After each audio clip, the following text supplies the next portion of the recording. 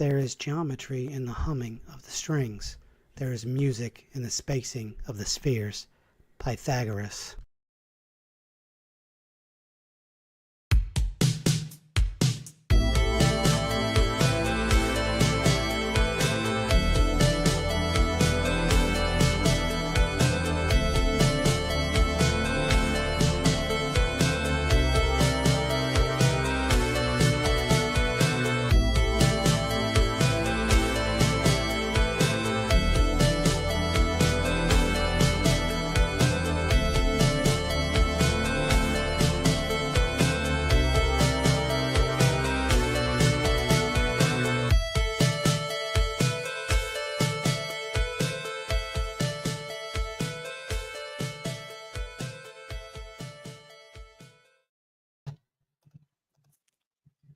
And there it is. We're back for another rousing adventure of this uncanny earth. As always, we got someone to the right of me who looks like he's mad every day when he wakes up. He looks mad now, he'll be mad then, and he'll be mad in all future endeavors.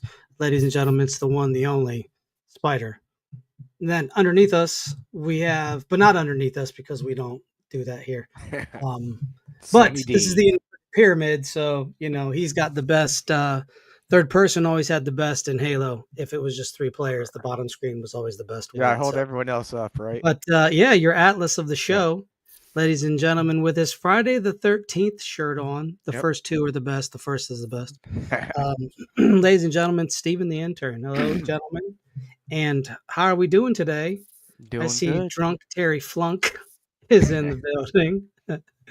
And Theoretical Observer 0.1.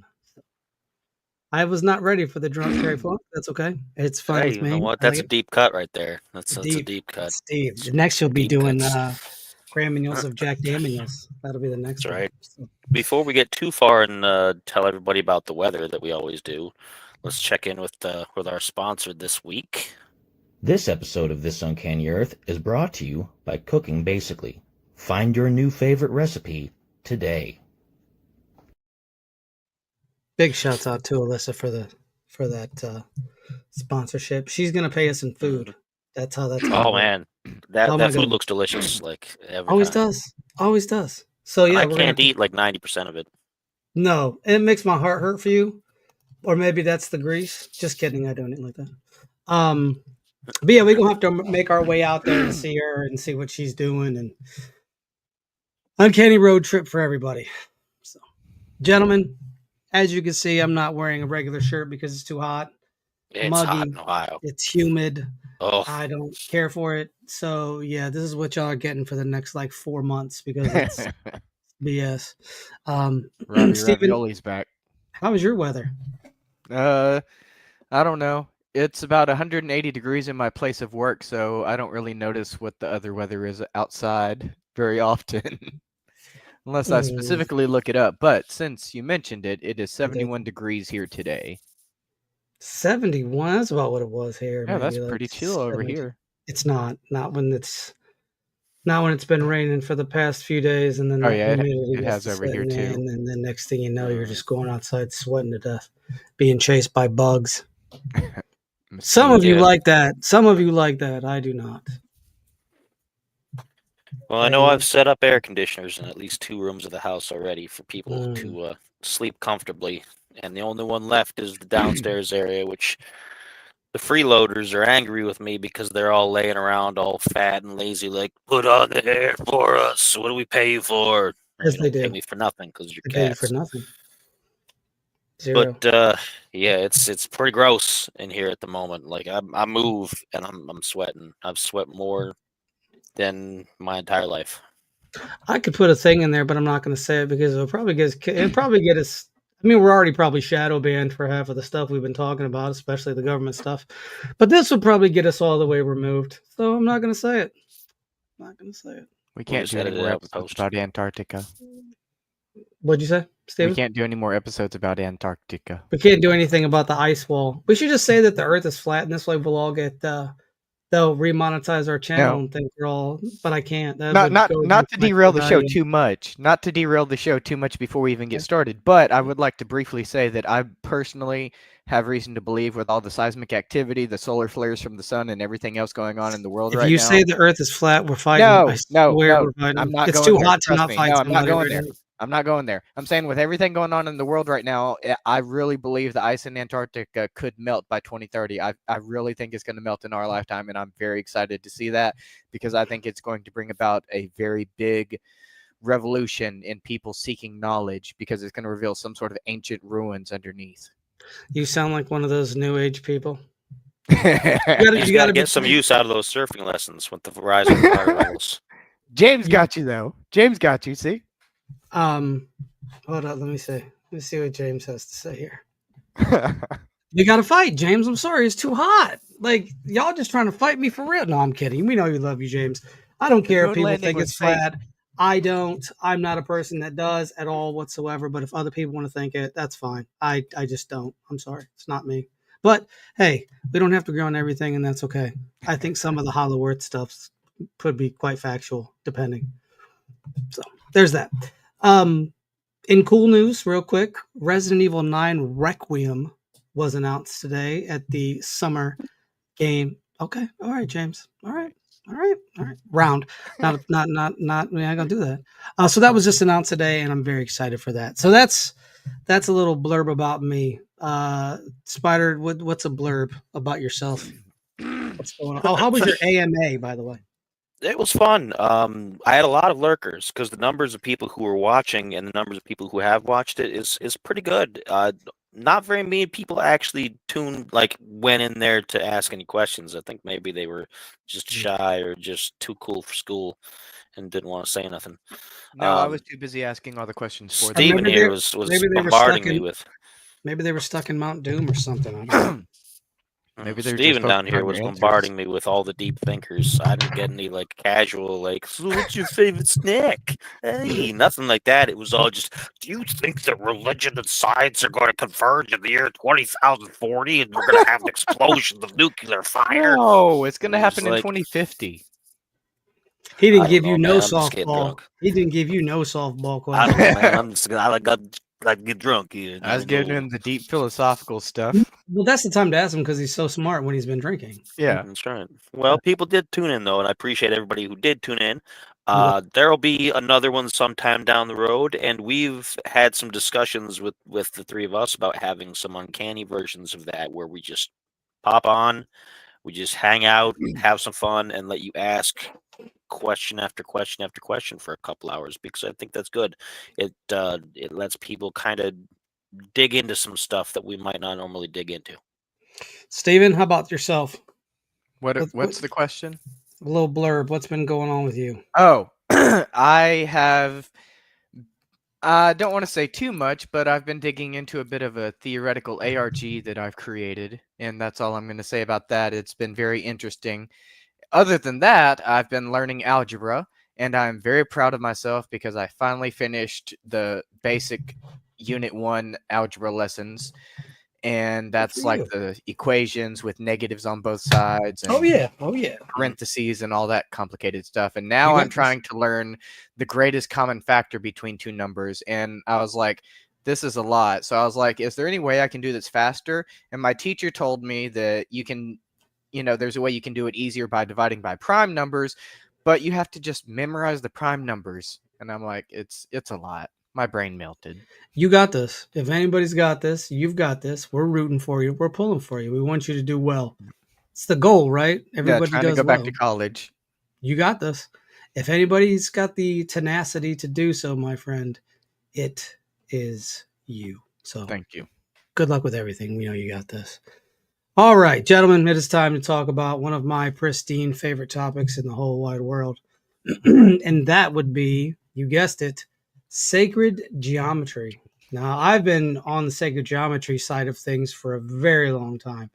We're probably looking into 10 years now of research. And that's not even that serious, compared to other people who are big into this. So what we're going to do is I'm going to provide some much needed pictures tonight because we need pictures. You know, Yes. if I'm over just rattling on about Metatron's cube or the Tree of Life or I whatever, had what a few have you, pictures as well. people are going to be like, "What is that?" Well, if I don't show you, then it is what it is. So, but sacred geometry, what it does is it charts the unfolding of numbers in space.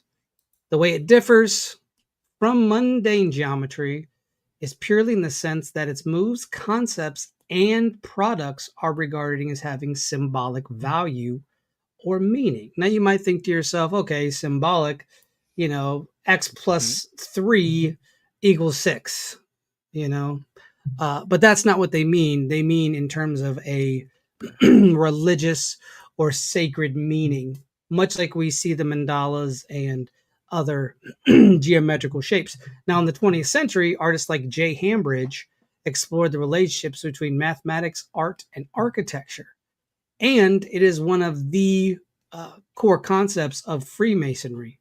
For those of you that don't know about Freemasonry, try to find a more non biased book because not every Freemason is a cabal of sycophants. Because I know Freemasons and they're just guys that wash dishes and do community service. That's not to say the upper echelons of them are not corrupt, but Jim down there that washes dishes at night after a meeting, he's not plotting to take over the world. Just so we're clear, I want to make sure that we understand this, gentlemen. Before we jump into this, and I'll start with the intern here. What do you know about sacred geometry? What did you know before us? Let's do it that way. What did you know before us? Before you guys, absolutely nothing. After you guys, I learned a little bit about the Fibonacci sequence, which really woke me up to a lot more stuff. And I started questioning things. And like I said, I don't know much, but what I have learned, it really almost feels to me almost like sacred geometry is like the coding language of the universe almost. And that's what makes it so sacred. And like you were saying about it being symbolic and metaphorical and, you know, whatever, that's why it has to be encoded in such a way, because it's trying to tell us the source code of the universe without revealing anything too directly. And it might be like a visual language that the universe is using to structure reality around us. Okay. And Spider, before we met, what did you know about sacred geometry? Well, I was always a big fan of numerology, gematria, a lot of that kind of stuff, and I had done a lot of really extensive research into a lot of spiritual concepts, and that was on the periphery of things that I looked into. And while I didn't come to the religious intelligent design conclusion as far as the way I look at things, I did come to the acknowledgement that there is definitely a structure to everything. Like and blueprints. and that basically fits with the concept of what sacred geometry is. You don't, as far as sacred geometry, you don't necessarily need to have the sacred part so much, but it is an important descriptor because it's so vital towards understanding how everything works. It's more than just mathematics. It's a deeper level of something. So even if you don't ascribe like a religious attachment to it, it's still It's almost like a mathematical. spiritual way of seeing everything, which I think is important. As like I've said before, and I've just mentioned a few minutes ago, I'm not a religious person, but I am a spiritual person because I think spirituality on some level is important for people to for their inner peace almost, and for their mental fortitude and things. You have to have something that kind of is more than just, well, I believe I'm going to wake up, I'm going to go to work, I'm going to do this, and then next week I'll probably be dead, and who cares? Yes. You know, I think there's got to be something in there. And James makes a good point. Yeah, that's a good point. I will say that. Might I suggest the word architect? I've got different thoughts about that as well, but you know, that's for an entirely different show. The fact of the matter is, though, that there is a lot to know about it, and I had done a bit of research, not as much as you have, clearly, because it's being a more mathematical minded person really draws you more into certain concepts of that I Yes. just, if I don't understand it well enough, I'm not going to give myself a headache trying to force it in there. I get it. But I get it on a level that is fascinating. That's still something that is a valuable part of my knowledge base. Well, for me, it basically all started when I was young. And it wasn't anything like, oh, I was, learning about the platonic solids and I was Metatron's cube. No, it was just the measurements that they had to use to make the temples, that they had to make the ark, that they had to make, the place where you're going to put the ark, what they were going to make it out of, why they were making it out of this. It was all those questions of, okay, what kind of why is it this important? Because they always gave numerical descriptions of the things that they were interested in. Qubits. Hold on. Go ahead, Stephen. Go ahead. Sorry. I got very excited when you mentioned the arc because I was actually studying that earlier today, actually, and I noticed it was very interesting to me that they measured things in qubits like quantum computers. And they also measured in L's too. I think it might have ELLS. been some sort of ancient computer. Well, that's what our good buddy here thinks of Noah's Ark, that it's more of a computer that held DNA samples. So I like which is interesting theory in and of itself. It's another great theory. Ooh, Noah's Ark might be in Antarctica. Well, if it we're held all gonna the samples. let's get back to sacred Sorry. geometry though. We Yeah. got a lot to squeeze into the show. Don't get ahead of everything. There's a lot to this There's- that we have yeah. to, because it's I gotta pull up the things and do the pictures. things that the Let things your that man you cook do. over here first. Let Let me go cook. Let me cook. Ooh, I Um, like it, James. So for me, it was something that was always there, but then when I learned about like the different shapes and what the shapes meant, like Metatron's cube being the scribe of God, aka Enoch, and you learn about that aspect, and there's a lot of like math involved, obviously, but it's all structured in a way that makes it fit. It all cohesively exists, like we talked about 2 weeks ago with the Fibonacci stuff, or the Falconelli stuff in alchemy, and then last week with the Fibonacci stuff. Everything has to be in a perfect harmonic balance in order for it to work. Now I'm not saying that some people's building is shoddy, and because we've all had home repair problems, but at its core, a building should operate in a specific way. The reason why buildings move is that so when earthquakes happen, the whole building doesn't collapse, because if it was just stationary, it would collapse. It has to move with things. That's not saying that earthquakes don't happen, but a lot of buildings in Japan are made with like a spring system so that it doesn't do it. And that's another thing that we have to understand when we talk about sacred geometry. Stephen, I will time you out if you don't quit it. No, I'm kidding. The thing about sacred geometry, it's not just, in my opinion, building a temple. It's building different things that help people survive. It's necessary for survival. Shovels, axes, things like that. Those had to be made a specific way, because you can't just, it has to be somewhat lightweight, unless you get to your medieval times, and then that's a whole other discussion. But it feels like everything is built off of that, right? We look at pyramids, tetrahedrons, things like that. So I don't know who this lady is, so I apologize. But we're gonna take a look at what I call the flower of life. I don't call it that, but people do. So this is the flower of life.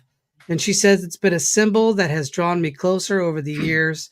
Pop back into my dreams. My life is what I decide to name my design studio in 2012, after she felt a deep connection to this pattern. This is supposedly, she says, nature's first pattern. And how wonderful is that? I don't know how wonderful that is, but she seems to have, she's giggling over here. You see her chuckling? She really loves that flower life. She's like, tee, it saved my life and it saved my marriage. It's the best thing that ever happened to me. Anyways, let me just let me cut that right there. I don't. She loves it. That's all we can ascertain from that photo.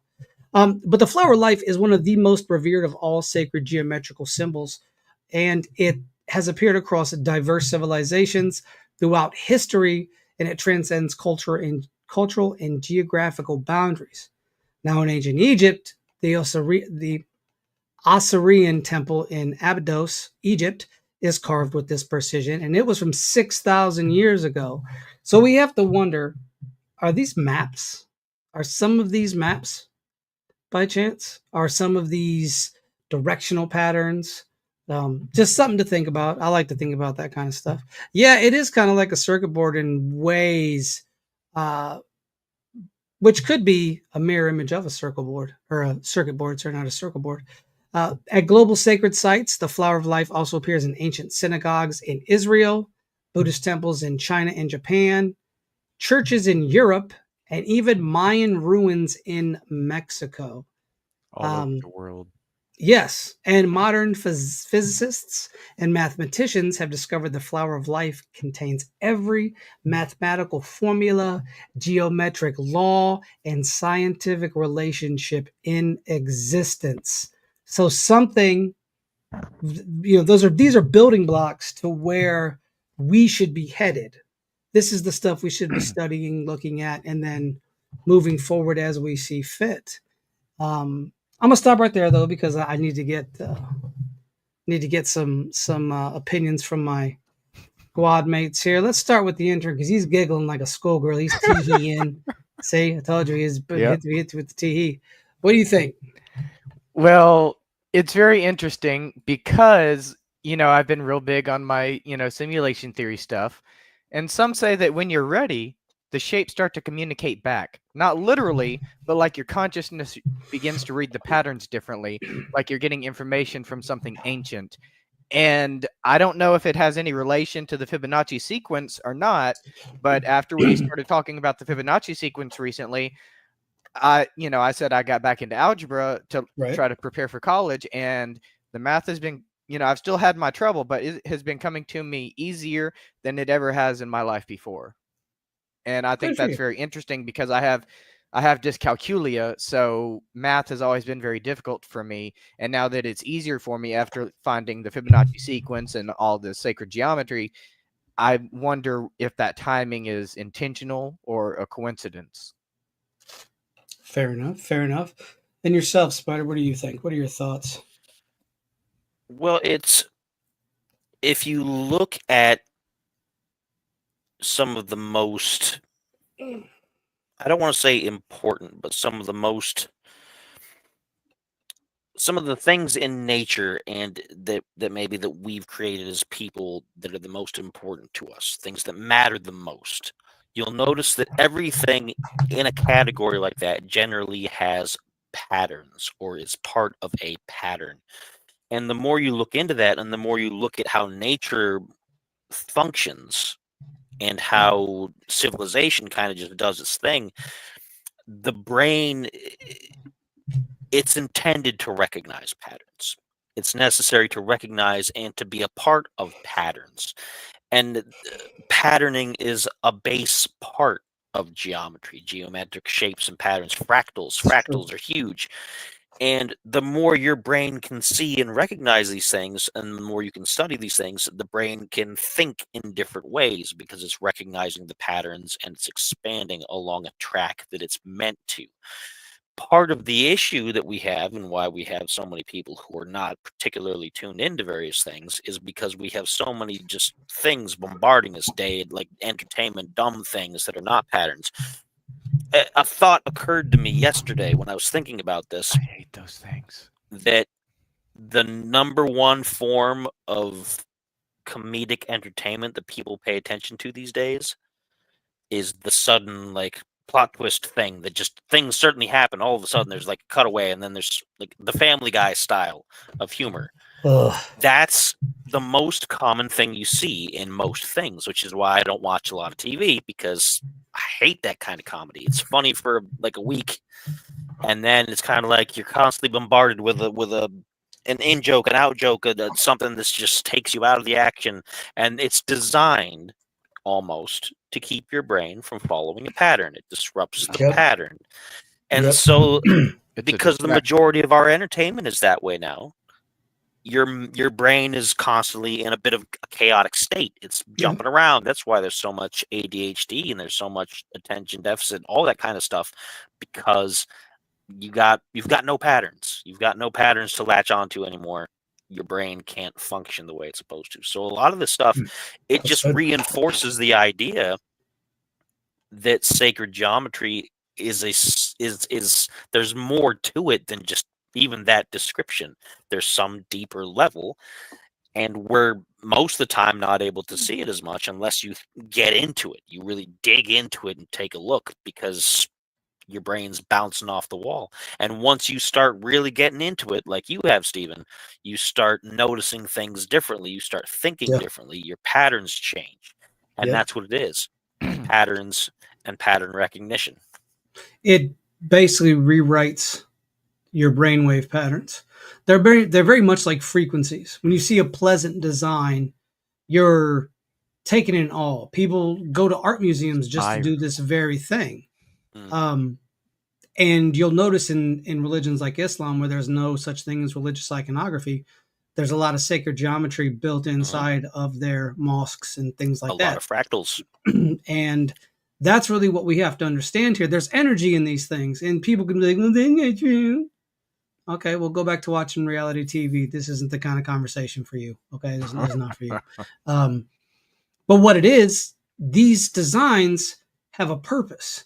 Nobody's just scratching these bad boys out with a spirograph. I loved spirograph. I had one.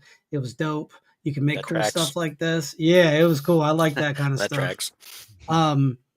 But if you really look at it, like, these serve purposes, and whether some people understand them or not, and I think there's a level that when you meditate,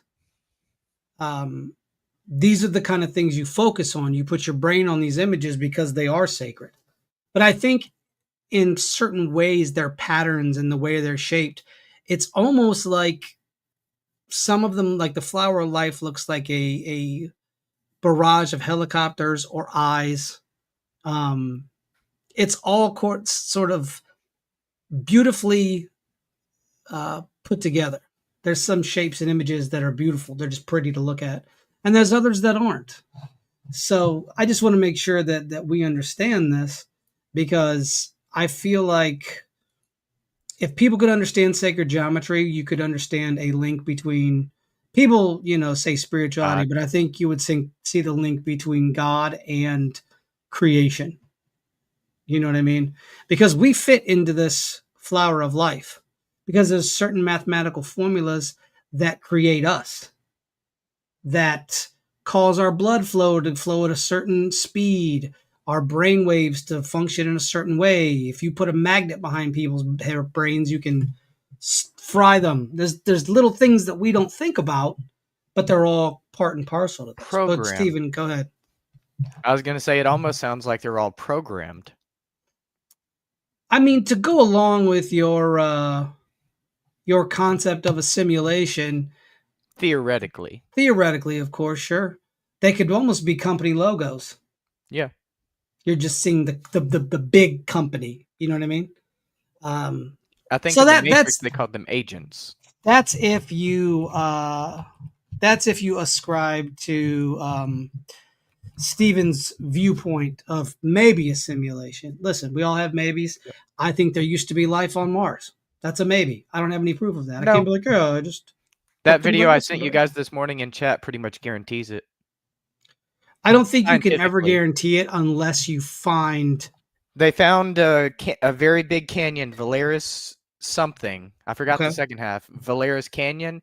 And they said that it's so deep, it dwarfs the Grand Canyon. And the only way it could have formed was with massive amounts of water, like oceans over time. But that doesn't prove that there would be human life. That's my only thing. What about the other side that has 33 feet of like radiation damage that they said would only be created with like literal megatons of nuclear bombs higher than anything we have available on Earth, and that stuff would not Kinetic happen strikes naturally. can cause that. A meteor blast, like a Yeah. meteor strike, can cause Because- that kind of thing. And what let me also say that those are pockmarks from that. You know what Okay. I mean? Like pockmarks from getting hit. Because he's right. Kinetic force will do that. Okay. There'll be some measurement of radiation. I don't necessarily buy into the whole nuclear aspect of Mars. I buy into we got to get out of here because our planet is going to get bombarded with a massive amount of asteroids, and it's going to be an ELE event. Yeah. Because if it hits your planet hard enough, it's knocking all kinds of things out of whack. Your atmosphere is pretty much going to be toast. Mars might have been, where we are or where the moon was, since they say the moon was placed. There's a whole bunch of theories on the moon. We're not going to get into that. I did want to get back into our conversation, though. That would be fantastic. But I want to add in the 5 plutonic solids. Platonic, not plutonic. Platonic. They're just friends. Friends. We're just friends with the solids. We're just friends with the solids. Platonic. They lie within its perfectly symmetrical 3D shape, and they serve as building blocks for molecular and crystalline structures throughout the universe. This is all in the Tree of Life. But I want to tell you what the 5 of these are. Gentlemen, can you guess the 5 platonic solids? See what you guys got. I used to know them off the top of my head, but I have the no sphere, idea. I believe, the cube. Ooh, what There's about the one. That's triangle? one. The sphere is not, but the cube is one. Because they've got angles. It's the sphere doesn't count because it doesn't have angles. Is there That's a where triangle? it's the cube, it's the pyramid, What is the pyramid? It's not called a pyramid. the tetrahedron. There you go. Ah, Because they're all described as, the cube is the only one that's not. Well, even then, probably has a hedron name to it that I'm forgetting. But you No, got the cube is just the cube. The cube is just cube. You're good there. But the tetrahedron. tetrahedron, Yeah. There's 3 more. the dodecahedron, There you go. There's the other one. the icosahedron. There you go. I didn't think you'd get those See, two. Those are the harder ones. Those are the harder ones. I used to know all of them, and it's just been a long time since I did specific work on this kind of stuff. You got one more. What is it? Do you want a you hint? can do it. Do you want a hint? It's not the octahedron, is it? Yeah, it's the octahedron. It There is? we go. Oh, there it hey, is. see? You did it. Which is also conveniently the die rolling things in tabletop RPGs, because all of those are based on those shapes. All right, nerd. So yes, those are the 5 platonic solids. And basically this is what makes up pretty much everything. Are these solids in different shapes or forms, and there's power to be gained. That's why you see the pyramid as a tetrahedron. And that's a whole other theory, but there is a method to the madness, believe it or not. And if you think about it, with the capstone being electric, and a buddy of mine brought this up to me earlier today, he said, what if it wasn't to harness from, but from within? Meaning, what if they pulled lightning out of the ground? Since everybody knows lightning strikes up. It doesn't strike down. It comes from the earth and goes up. I did not know that. Right? Am I right here? I think I'm right here. I'll just take your word for it. No, do not take my word for it. Okay, I'll look it up. Hang on. I thought lightning struck up. I'm going to sound real stupid. Fact checkers here. Maybe cut this into a short so people can be like, this dude's been alive how long? He doesn't know this. But I thought it came up from the earth. Okay, I found it. Yes, you are right. Lightning can strike upwards, though less commonly than downwards. Oh. While most lightning appears to come from the sky down, it can also originate from the ground, especially on tall objects like towers or buildings, and propagate upwards toward the cloud. This is called ground-to-cloud lightning, or upward lightning. So I was right. There's enough of a charge from here to So there. apparently it's not all lightning, but it is possible. Okay. Yeah. Well, there we go. Yep. See, now the people will see that shorts and be like, well, Fact check. I didn't do that. Checked. That's what you should put. Fact check. Well, he should still be fact wearing a check. shirt. Should be wearing a shirt, but it's 9,000 humidities in Ohio right now. It's too hot for shirts. It's not the Riviera. It is. Now it is. It's become the Riviera. So you have the tree of life, which it's cool, but it's not my favorite symbol. My personally favorite symbol, and everybody knows what this is. I don't even have to. I don't have to new boot goof. This bad boy right here. I absolutely love this shape. This, my friends, is the one, the only Metatron's cube, and it is legit. And I'm going to say it, and I rhymed it. Now, this one, the crystalline framework that encodes the fundamental structure of space and time, and this is also the most mathematically and let's rephrase. It's the most mathematically significant of all sacred geometrical patterns. It almost looks like a portal. Well, this is what it looks like to me. And chat, feel free. It looks like the one above all sits in the middle. God is in the middle, right? I can see it. And here are the scribes, and then here are the angels. Or the archangels, and all this information leads to God, and God sends it out to everybody else that needs to know it. Because if you notice, it all goes through all of its different layers almost. Now, if you're Spider and you're looking at this, you're probably thinking that looks like the sun, this looks like the outer ring of the planets, and this looks like another outer ring of planets. Though we don't have that many planets, but maybe we did. That's what we have to understand. Or maybe this is a cycle of planets. They move towards the sun. They move out from the sun. Yes, Steven, please go ahead.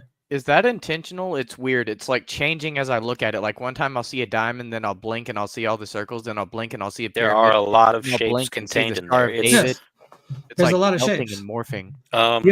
What you have to understand too is that first off, there's the 6-pointed star. Right? 1, 2, 3, 4, 5, 6. 6-pointed star. Then you've got tetrahedrons in this bad boy. Cubes. You pretty much have every shape. Involved. You even got like the little triangles down there in the bottom too. Yes. Because this is the ultimate shape. Yes. Well, yes. Theoretically. The tree of life is the most revered, but this one here is the most profound and mathematically significant of these shapes. I love it. I don't know if it has anything to do with sacred geometry, but I did hear that they used math to actually calculate the distance of planets. Yeah, why wouldn't they? Yeah. What's interesting, because I got to throw this in there, while we're not talking specifically about the Tree of Life too closely, the Kabbalah Tree of Life, known as the Sephiroth, no relation to Final Fantasy VII. None at all. You it fits within the bounds of the Metatron's cube there. Yes. You can actually layer one over the other, and you can see that they correspond exactly because one was the basis for the other. Because the Kabbalists, as much as it's Jewish mysticism, but it's also heavily into mathematics, and they developed the system called gematria, which we're not going to get into too deeply, but it's based on the numbers and the letters, and it features very heavily in sacred geometry. And so you can see how all of these things correspond. Correspondences, that was the word I was looking for last week about things that were as above, so below. The correspondences. When one thing corresponds to another. It took me a whole week to remember what I was supposed to be talking about. Quantum entanglement. But he said a whole week. It's such an interesting shape because you can fit so many things in there, and you're going to get people who are like, well, there's nothing sacred about that. That's just math. You can fit anything in anything if you have that many shapes in there. Okay. But it's the same math, isn't he said okay. It's a universal constant, which is a really very important part of mathematics. Universal constants are how you make sure that any of that math ever works. If you don't have a universal constant, then this cat would just spiral off into space, climbing that window. Yes. But nothing would correspond with each other. You could just make up whatever equations you want, and like, oh yeah, And we'll send the yes. rocket off on there, and it might get there, Yes. and might not. So And if it doesn't, oh well. Yeah. So the cube is an important representation No of all defense. of that because everything can fit together in there. So There it is. There it is. And that's the one thing I want to make sure we all understand here. These are all pleasing to the eye. Like, and I don't mean like, oh my God, I love it. But it's a beautiful design. And that's the thing. It has the symmetry, it has everything going for it. And that's a lot of times with sacred geometry, symmetry is very important. They did whole paintings with certain sacred geometrical pictures, and they just lined so you can fit the shapes over top of the painting, and certain points will exist. What do you think, Stephen? I think it could use a spiral. You couldn't spiral in this because that's a whole different mathematical aspect that you can't run certain things with certain things, or you'll have nothing. It just doesn't work. But what do you think about Betatron's cube? Are you in or are you out? Yeah, I'm in. I think it's pretty interesting, and it reminds me of like quantum computers use gates. Right. I've been told that quantum computers use gates, Okay. and like I said earlier, it's kind of like maybe these shapes or gates or portals, not just to another dimension or whatever like that, but more like metaphysical, and maybe they're portals for energy or in consciousness, like when people go into dream states or the Kazarev mirror. Yes. one last interjection before we get too far, because I don't want to keep having to interrupt. In left-hand path philosophy, when they're doing complicated rituals that sometimes are overcomplicated just to make people be like, oh, that seems kind of magical, Spooky. they use things called sigils, which oftentimes are very geometrical, and they look a lot like that. Now, sometimes you'll get the people who are like, well, you know what? We're about subversion, so our sigils are asymmetrical, and they're going to look funny and weird. But the thing is that the best ones, the ones that get you in a meditative frame of mind that might actually work because your mind is going to put the work in to do it, are the ones that have the symmetry, the ones that match up, the ones that you can actually imagine doing something. If it's something that's just out there and makes your brain hurt, then there's really no point to it. And people get kind of crazy thinking, look at my sigils, I've got so many, and they're just squiggly lines all over the place. But as far as the stuff that's like, oh yeah, this is stuff that these are rituals that we've used for success and for this and for that, they usually contain something that makes sense to the eye, which makes sense to the brain, which is a pattern which the brain recognizes, and the brain enjoys patterns. If it's enjoyable to the brain, it's more likely to do what you want it to do.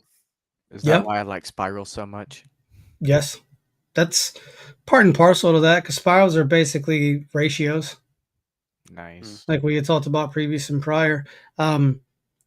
As a person who doesn't believe in sigils and tarot and stuff like that, me personally, that's me. You take that for whatever you want to take it with. Because I look at things from a more mathematical perspective. So things like Metatron's cube is geometrically pleasing to me when I look at it. Like, and I can envision it as a 3D model, because then it would spin. Yeah. And it just looks as if God is talking to everyone, or the planets are moving in a certain way, and it's more like a solar calendar for some. There's so much you can put into this, and then when you get to the mathematical aspect of it, you can solve the mathematical equation for creation. I think this is where we have to look. I'm not saying that this will give us all the answers we need, and maybe people already have. I figure, this stuff has been around since long before this was a show. This was a country. So if you really want to take it back, 6,000 years ago, who knows what this stuff did then? To us, it's just a pleasing design, because we don't have the right frequencies and the right ways to interact with something like this. And now this might be a more meditative thing too, where your brain has to be on a certain meditative level to comprehend it. These are things people comprehend and sit around and stare at for hours upon hours upon hours and just try to figure things out while they meditate. So I think it was really, for me, a twofold system here. One, I think there's something to it that we're not understanding. Because we could see this on temples of like, oh, that's pleasing. That must have been how they worshiped their god, or that's how they got their god. But maybe this is how they powered something. Maybe these are lines. Maybe these are instructional pathways, neural pathways in the brain. Here's a bunch of brains. The middle one being the God brain, I guess, if you want to call it that, and sending out different signals to all different parts of the brain.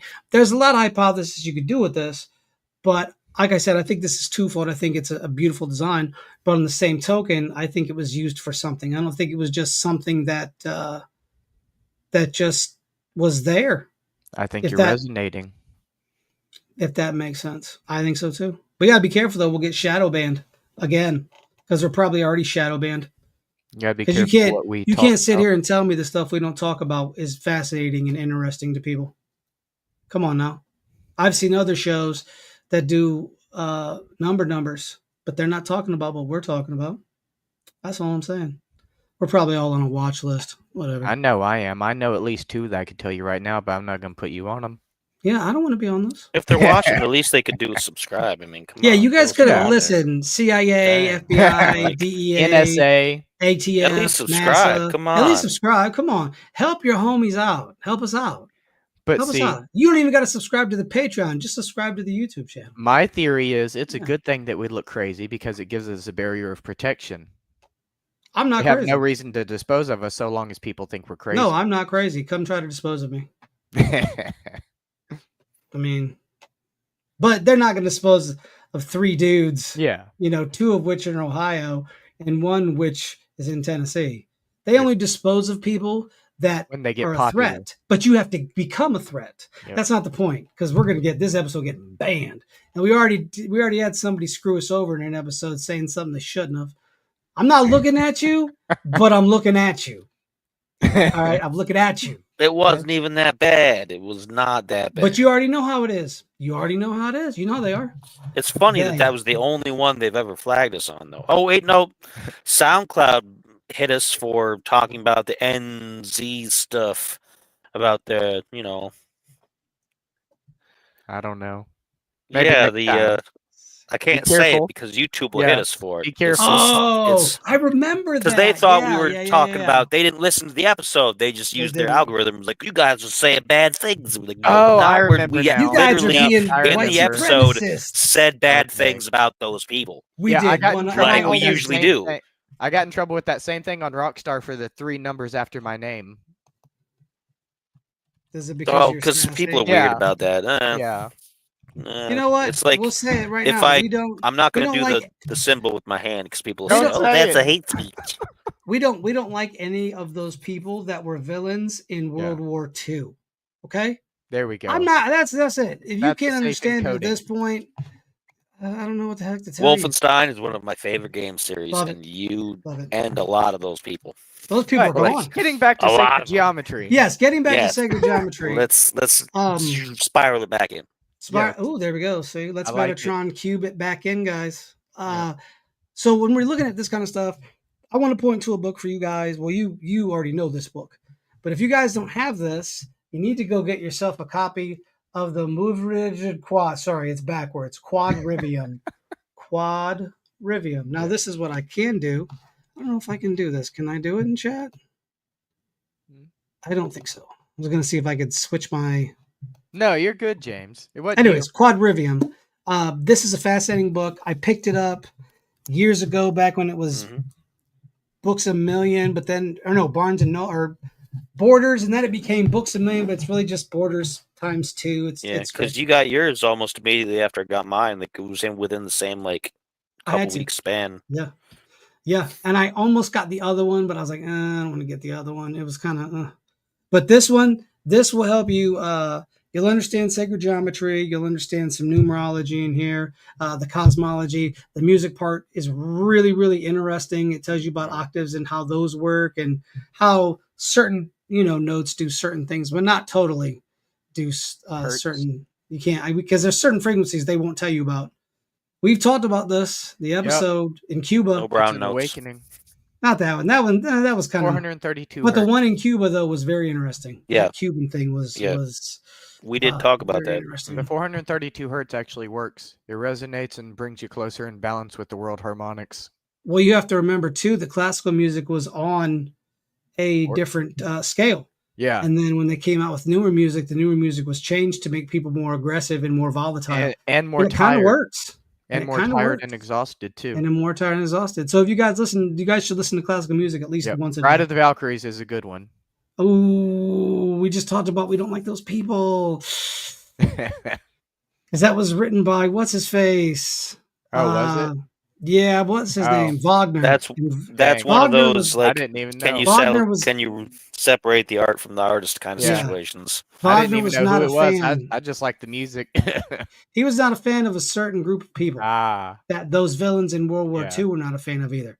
So some of that stuff is highly just stick with nationalist. What about Beethoven? I'll say that. Is Beethoven okay? Check out some Dvorak. Some Dvorak. Yeah, Anthony Listen to some Dvorak. Yes. Or some Beethoven. Sure, you can listen to some Beethoven. Beethoven. You know, you can listen to all that. Yes, you're right, James. Yes, you are. Well, record And execs. the Catholic Church. We getting banned for real. Uh-oh. And they just got a new pope, which we didn't talk about, by the way, which is insane because everything. No. But anyways, bros. He's American. We're bros.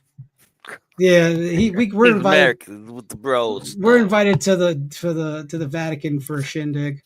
They're gonna let us see the secret archives. Oh, that'd be great. We couldn't read half of the stuff anyways, so we'd just be staring like, this looks like an alien. AI could translate it for us. You better have an AI app to do it quick. I do. Quick, fast, and you better make sure you got the Wi-Fi password. I've already got it, and I already have my own theories. We could do a whole episode about that. Oh, I'm down for anything talking about the Vatican. Anyways, back on the topic. Get back to it. Jeez, Steven. Turn this into a drinking game. How many times I say what? No, how many times we get derailed? Derailed. I don't want to do that. Let's get back on topic. Let's get what was it? Back on topic. Here we go. The Grid of Life. This is an interesting piece of art. It almost looks like, I don't know if Spider probably know what this is. Whatever that's called when the sound wave makes a shape. Oh, the waveform. Yes, that's what it looks like a little bit. Yeah. A little bit to me. This one I'm not as familiar with. So this is the pinnacle of sacred geometric complexity. And it stands that the 64 tetrahedron grid, otherwise known as the Grid of Life, is a magnificent three-dimensional structure that represents the masculine polarity to the feminine flower of life, as is obvious because a lot of times those civilizations looked at things like certain parts of certain people. It's more and certain pointy. parts of other certain people. If it was round, it was female. If it was pointed, it was male. And you don't need a lot of brain power to figure out why. But it emerges through a precise geometric progression, and each level of organization mirrors both smaller and larger scales, and it also demonstrates a holographic nature of the universe, where every part contains information about the whole. Now, if they overlay this with the flower of life, which is another symbol, a profound synergy will emerge from it, and the sphere that represents infinite space and potential mixes with the grid where space and time converge to create structure and form out of chaos, which is really what it is. It's really order from chaos. Now, there's also a DNA link with this because the DNA utilizes exactly 64 codons, which are three-letter combinations of nucleotides, to encode all amino acids and build proteins, which makes sense. Stephen, binary computing, 64-bit processing represents a foundational structure in computer architecture with 2 to the 6th. Do you know what 2 to the 6 is? 2 times 2 times 2 times 2 times 2 times 2. So that would be a lot of 2s. I don't know off the top of my head. I'd have to use a calculator. Well, I just said it, 64. Oh, okay, yeah. So it creates a complete binary system as well. So this seems to be more of the science-esque part, like the more living science, sacred geometrical shape. Thoughts, gentlemen?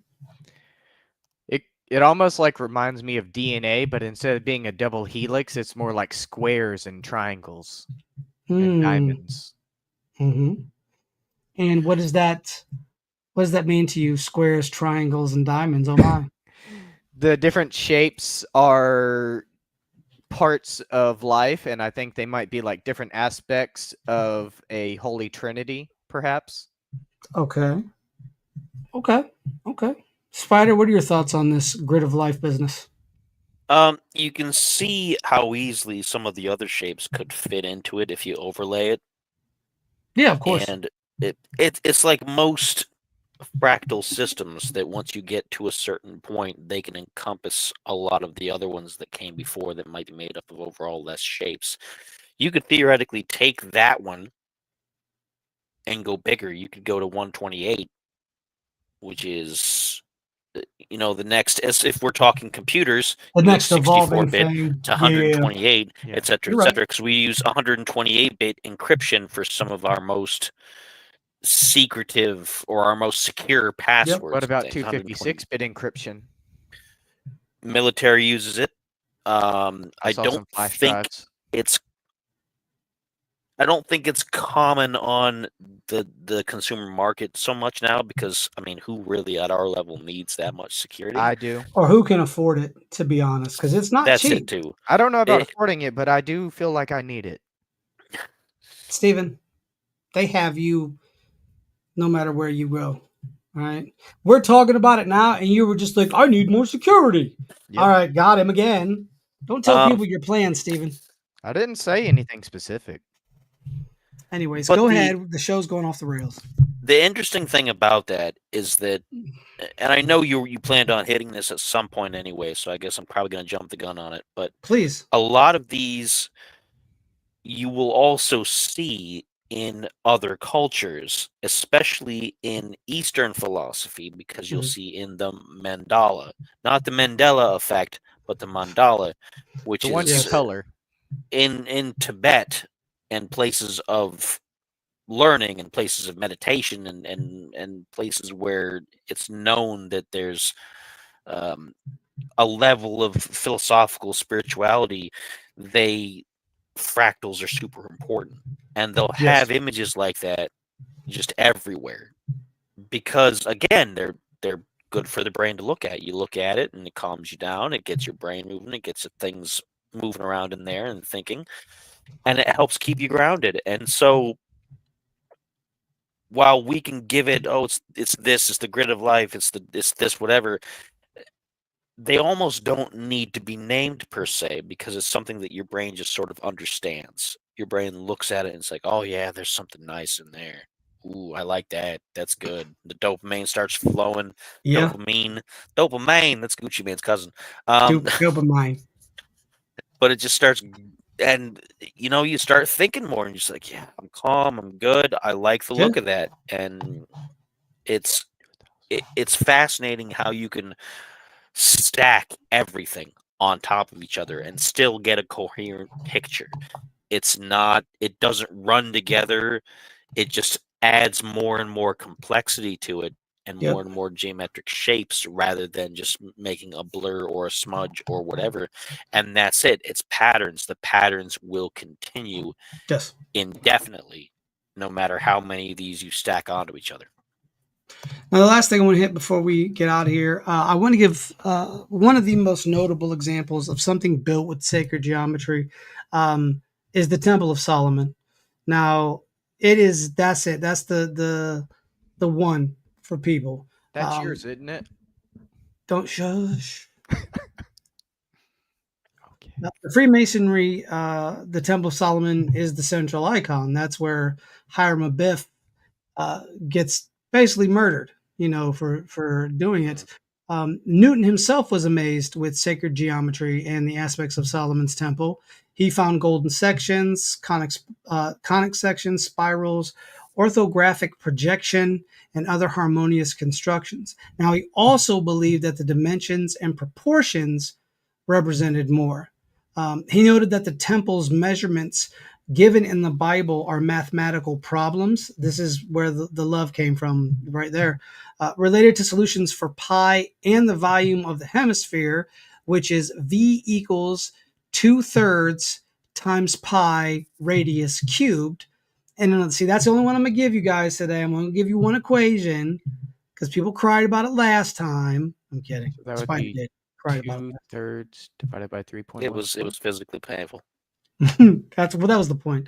And in a larger sense, they were actually references to the size of the earth and man's place and proportion to it. And the building itself was supposedly, because I don't have proof of this, was supposedly made with the seal of Solomon or the signet ring of Solomon. And he used jinn and demons to build it. And this is across, folklore of both Islamic and is it Kabbalah? But I don't. That's a tough one because I think it is, but I'm not 100% sure. It might have been the earliest, like a precursor. Because then there's the Keys of Solomon, which talk about summoning the demons, but that's and like they a whole include nother that thing. in left-hand path stuff all the time. Yeah, I've seen it. But part of the interesting point about that, again, is patterns and rules. Yeah. Because before we got the image of today of demons being chaotic beings just out to spread evil and just make a mess, back in their time, back in Jewish, like the earlier Jewish mysticism, early building blocks, before the system was really fully in place, they believed that all spiritual beings that weren't humans all had to follow rules of what they were. I mean, there was no chaotic spiritual beings. They all did what they were told within their sphere of what they were supposed to be doing. So even demons followed rules and followed laws to a T. And that's why you get now those fun stories of making deals with the devil where it's a legal loophole. You got to follow all those P's and Q's and make sure you got everything top to bottom, because they know the law better than you do, because they follow the law.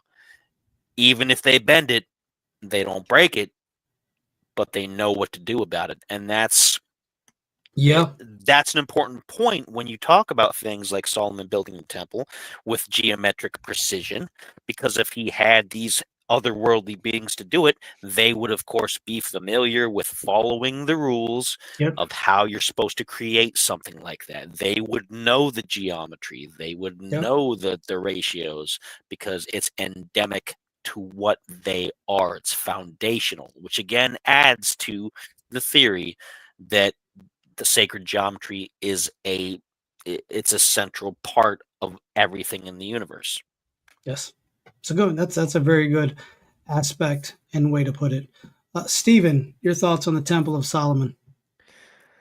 I like the Temple of Solomon because they say that the ring allowed him to control the demons. And as we mentioned earlier about sigils, my understanding was the ring was representative of a sigil. Was I wrong about that?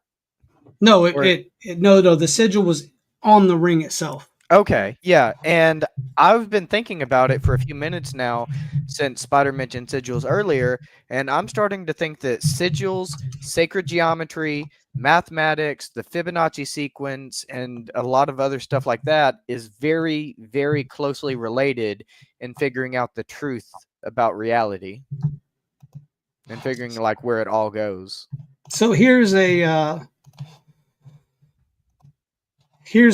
this is from the Goetia, obviously. For those of you that know about the Goetia, that's one of the symbols of the ring. I have at least 2 copies, I think, somewhere. Oh, he's happy. But if you go up here, this is also Solomon's seal, which would make more sense in the sense of it's a 6-pointed star.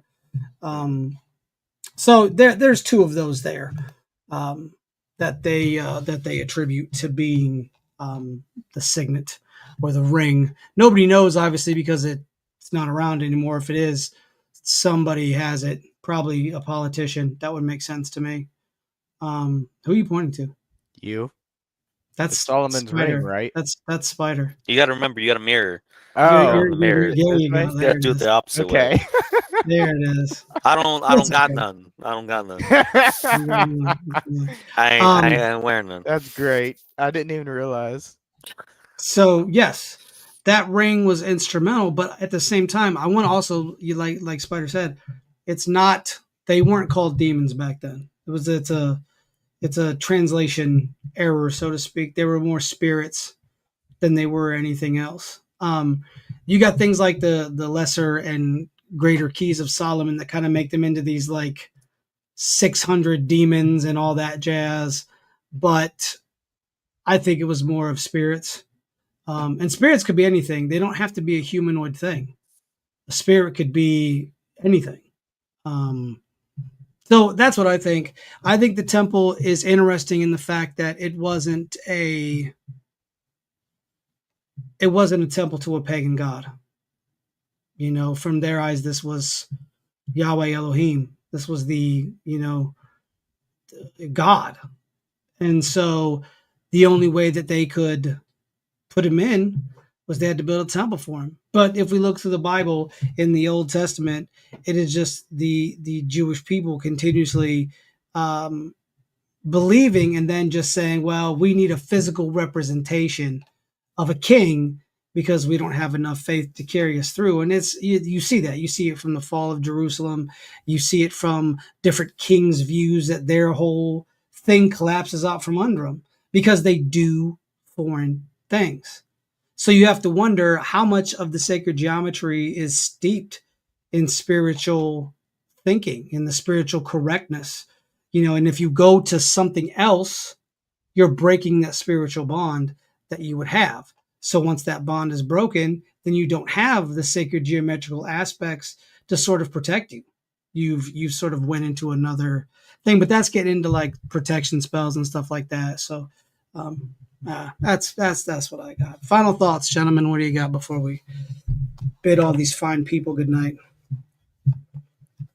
Me first? Sure, All right. go ahead. I think it's very interesting, whether it's true, symbolic, metaphorical, whatever.